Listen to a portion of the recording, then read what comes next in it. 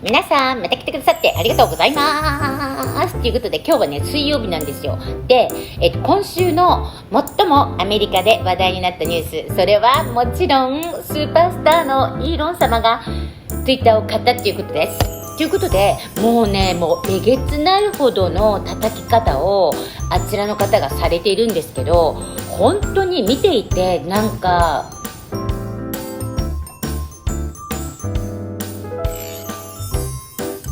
そんな感じになっているんですけど、本当に英語で聞いた時にもこういう私が書いた役みたいにちょっとこの人たち大丈夫っていう感じを受けると思うんですよ。なのでこんな感じにしてみましたということで、見てください。どうぞ。Elon Musk, clearly the most talked about man of the hour, says he wants a new town square that is open and fair for all. My strong intuitive sense is that having a public platform that is maximally trusted and broadly inclusive is extremely important to the future of civilization. But you've described yourself. I don't care about the economics at all. So the world's richest man says it is not, in this case, for him, about the money. But he did put his money where his mouth is and set in motion a freak out. Watch. Elon Musk calls himself a free speech absolutist. Well, first of all, that's BS. Based on his public statements, it's clear he has a very little understanding of the complexities that go into content moderation and hate speech policies and the like. If you own all of Twitter or Facebook or what have you, you don't have to explain yourself. You don't even have to be transparent. You could secretly ban one party's candidate or all of its candidates.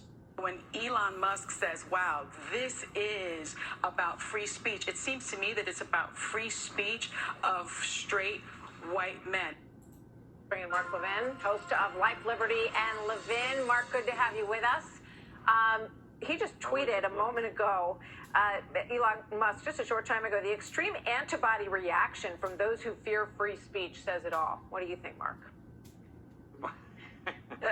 That was quite a freak show you put together there.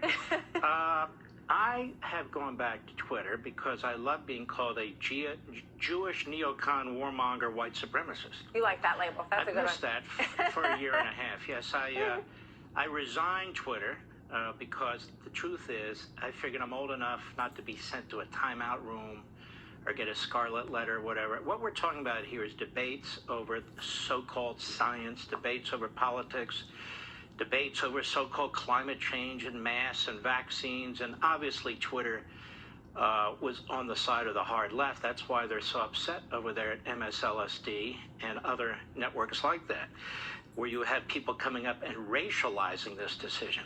I don't know. Is Musk trying to prevent people from going on his platform because of their race? I mean, this is so putrid, so outrageous. Somebody ought to buy Comcast, and that way they'll own NBC and MSNBC and fire all these reprobates because they are very vile people. Now, what Musk is trying to do here, he's not saying people should go on his site if they're going to talk about murdering somebody or how to build, a nuclear bomb or anything like that. Let's be a little rational here. What he's saying is, within the box, we have to be able to debate issues. We're not going to be the London Tower and keep sending people down there like it's Henry VIII and then decapitating them when they're right on the science and the government's wrong on the science. The way you get to the science is through debate. And the hard left, the Marxist left in this country, which is heavily represented by so much of the corrupt media, they don't want to debate. That's why they hate Fox, they hate conservative talk radio, they hate Republican presidential candidates. And now they hate Musk. I don't even know what his politics are. I don't even care what his politics are. The guy put down $45 billion out of his own pocket. That's a lot of change. Even if you're worth over $100 billion, that doesn't mean you have it in liquid assets. He raises about another $10 billion. And so now he is abused. Why is he abused? He's abused because he wants an open platform. He wants as much free speech as possible. That's what he's talking about. He doesn't want to ban people willy-nilly. He doesn't have these phony third parties set up to go over what anybody says, which every conservative knows, or every libertarian knows, or every non-leftist knows, is really a phony front for this corporation. And if employees there don't like it, then take your ass and go somewhere else. Maybe you can go work for Disney or something. The company doesn't exist for the employees. The company exists for the shareholders, and the shareholders want profit. And in order to get profit, this platform should do what it promised in 1994 and all the other platforms promised in 1994, to be as neutral as possible. We all want to see now, Martha, the algorithms that were used by Twitter. Yeah. We want to see what was used in the 2020 election. We want to see what's going on here. These are massive corporations. You know, the same people that hate ExxonMobil and Big Meat and all the rest of the nonsense, they don't mind a massive oligarch cartel in Silicon Valley if they get their way and they're pushing their agenda. But one other thing, I'm not leaving Truth Social or Parler or Getter or Rumble. So when I post, I'm going to post on Twitter and the rest as well. I want to continue to support those other sites that really, But Mark, before I let you go, what they tried to do as well. President Trump said that he's not going to leave Truth Social for, I think, obvious reasons, and he's not going to return to Twitter. Do you think he will change his mind about that?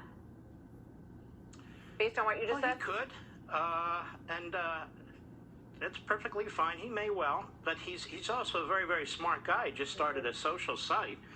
And Mark, thank you. It's great to have you with us in the afternoon. Mark Levin, God bless. always watch you on Sunday night, and thank you very much for coming in today with your thoughts on all this. これ綺麗なんですよ、ハートちゃんの形。